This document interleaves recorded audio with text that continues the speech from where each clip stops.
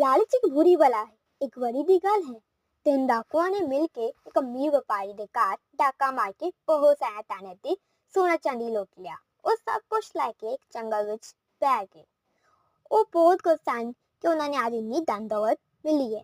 ਉਹਨਾਂ ਨੂੰ ਬਹੁਤ ਭੁੱਖ ਵੀ ਲੱਗੀ ਸੀ। ਉਹਨਾਂ ਨੇ ਆਪਸ ਵਿੱਚ ਇੱਕ ਸਲਾਹ ਬਣਾਈ ਕਿ ਉਹਨਾਂ ਵਿੱਚੋਂ ਕੋਈ ਇੱਕ ਸ਼ਹਿਰ ਜਾ ਕੇ ਖਾਣ ਪੀਣ ਦਾ ਸਮਾਨ ਲੈ ਕੇ ਆਵੇਗਾ ਤੇ ਜਿਹੜੇ ਦੂਜੇ ਹੋਣਗੇ ਚੋਰ, ਉਹ ਤਿੰਨ ਹਿੱਸੇ ਕਰਨਗੇ ਜਿਹੜੀ ਉਹ ਚੀਜ਼ ਸਮਾਨ ਚੋਰੀ ਕਰਕੇ ਲੈ ਕੇ ਆਏ ਹਨ।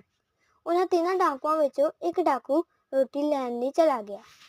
ਉਹਨਾਂ ਦੋਨਾਂ ਡਾਕੂਆਂ ਨੇ ਸਲਾਹ ਬਣਾਈ ਕਿ ਅਸੀਂ ਉਹਨੂੰ ਨਹੀਂ ਦਿੰਦੇ, ਆਪਾਂ ਜਿੰਨਾ ਵੀ ਸਮਾਨ ਹੈ ਚੋਰੀ ਦਾ ਆਪਣੇ ਕੋਲ ਰੱਖ ਲੈਂਦੇ ਹਾਂ ਤੇ ਜਦੋਂ ਰੋਟੀ ਲੈ ਕੇ ਵਾਪਸ ਆਏਗਾ ਤੇ ਉਹਨੂੰ ਆਪਾਂ ਡੰਡਾ ਮਾਰ ਕੇ ਮਾਰ ਦੇਵਾਂਗੇ।